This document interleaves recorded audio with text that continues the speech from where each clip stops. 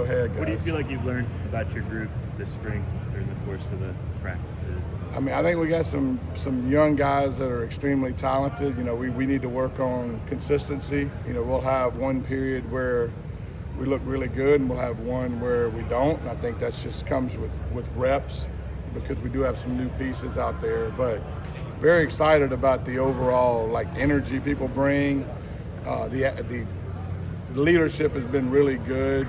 People getting on to people, correcting, taking coaching is huge, and so really a unique group. I know they're young, but they're excited to show what they can do. It's a young receiving room, obviously. At boundary receiver on the outside, who beyond Trader and Daniels do you feel like I can put in a game, play a lot of snaps, and we'll be able to win with? Is there anyone else in that boat right now outside receiver positions? Well, we got a long way to go.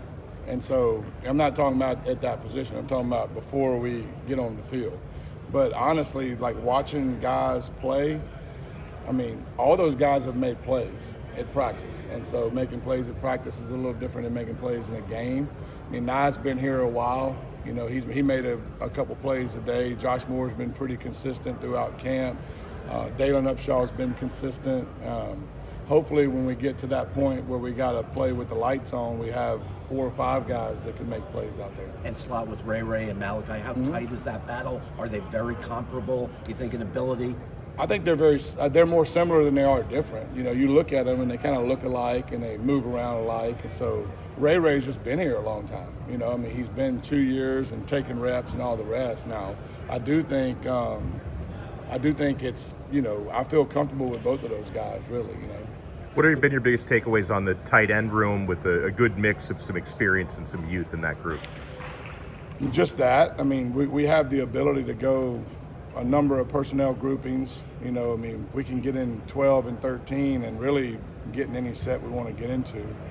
Not that we would do that all the time, but we have the ability to do that, you know. And so, you know, but it's a fairly deep position. I mean, the difference, you know, I mean, Lofton's been here for a little bit. Now he's, you know, it's hard to think about him as an older guy, but he kind of is, because he's taking a lot of reps. And so, you know, we have some, much like the receiver room, we got some talented young guys that show spurts of, hey, but then the consistency pops up every now and again, right? And that's, experience is the only thing that matters when it comes to consistent play. You know, you're not going to be a consistently good player until you've taken so many reps where it just comes natural to you. And those new guys are just in that situation where, and the way the summer is organized now, it's easier to get young guys ready to play because you do more football. Used to, it was harder because you did less football. Who do you think's progressed the most just over the course of, you know, from the start of practice to now? You know, I would reserve answering that based on just, we've had a handful of guys that have done really well. And so I'm not going to sit here and point out one guy. But I'm very pleased with the group. Now we got a long way to go, but I do think their attitude and effort is high. The one thing about our guys right now is they do come to play every day, and their attitude is very, very good. To me, that's really all I care about at this point. I think the football part will come, but as far as praising people in the media, I'm not quite ready to do that yet. What do you I feel hope everybody understands that. You've learned about Carson Beck, just your time being around him this spring? Well, a couple things. I mean, his football IQ is really high. He's played a lot of football. And so when you talk to him about plays or the regurgitation of plays and in the meeting room, you can tell he's played a lot of football. And also that his personality comes out over time. You know, he's a guy that once you spend a lot of time around him and get to know him, he's a fun guy to be around. His personality comes out, not necessarily at first, but as time goes, and you can see it now, his rapport with the group and his interaction is, I like watching people ingrained in the group like that. I think it's very interesting to me. And so he's done a really good job of building relationships with people in a fast way, because it has to happen. And so with him out, you've had a chance to put a lot of development time into the other guys at that position. Can you just give us an assessment of where you feel you are at quarterback? You know, we've had, Emry and Judd and Luke have taken all the reps in the spring. And I've, it was spotty at the beginning a little bit. Emry's been consistent. He's taken a lot of reps. I mean, he's played a lot of football in this offense. And so he's been pretty consistent, obviously, every day. The other two guys, you can see the learning curve from the beginning of spring till now. Like their last 3 practices have been really, really on point. And there's been some time in between then that was hit or miss, And so I've been pleased with those guys over the past week and a half, 2 weeks, to be honest with you. And their sense of urgency has gotten really high, and we're doing a good job of putting the ball in play, understanding where the trouble is on specific plays, and staying out of negative plays, which is the key when you're a young quarterback, is like being able to decipher the trouble spots in certain concepts. How has Emry bounced back from the bowl game experience? Oh, he's been, Emory's got a strong mentality, and so, he didn't play overly great in the bowl, but he didn't play that bad either. He missed probably a couple throws he could make, and so ultimately his mentality is, he's got high confidence in himself. With Luke, if I remember right, you said earlier in camp that things are moving quickly for him, which makes sense because he's brand new to college.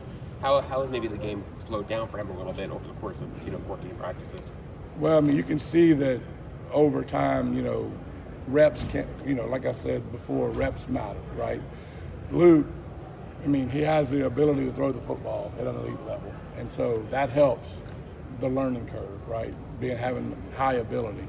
And so, but his overall, like when you first get somewhere and you're a quarterback, it's like learning a new language. When you learn a new language, it doesn't necessarily come instinctive when you're rattling things off in the huddle and you have to communicate non-verbally and verbally. And so as time goes on, you can see how those instincts start clicking. And so the plays run a little smoother as far as communication. Communication's the hardest part to get over as a young quarterback, is to learn, okay, this is the flow of the offense as far as verbiage goes, and then having the ability to get out and not even call the play, but like you might have to signal a different play. You might have to signal a different route to a receiver, and doing all that within a 15-second window after you break the huddle, like that's the process. And so the last week and a half of that has been really smooth with him. You can see how it was, up and down a little bit at first, and now it's pretty consistent play from him. With Elija Lofton, just everything that he's able to do as a coordinator, what's the challenges or excitement level for you to creative come up with different ways? He's such a unique guy. With him, honestly, like I don't even think about, hey, these are the plays that get him the ball, really. Those, obviously I have like a couple ways he's gonna get the ball. But with him, the quarterback typically finds the better players. That's just the way it happens in our offense. And so the ball finds him pretty routinely. Quarterbacks look for him.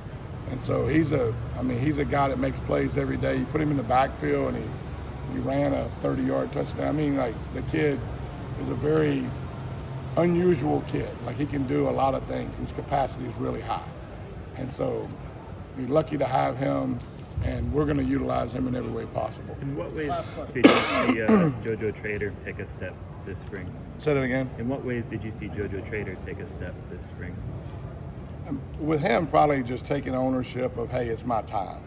Because I think that was part of the deal, is like when a young kid, especially receiver, comes in and you got older kids, kind of taking a back seat isn't the right approach a lot of times. And so now he's taking that ownership of that role. And so you see a different level of energy from him on a day-to-day basis. When it's your time, it's your time. And there's a big difference between being a backup and a role guy and being the dude, and so just his overall sense of who he is on this team and confidence is probably the biggest difference. Great. Thank you, Coach. Appreciate it, guys. Thank you. Appreciate you guys.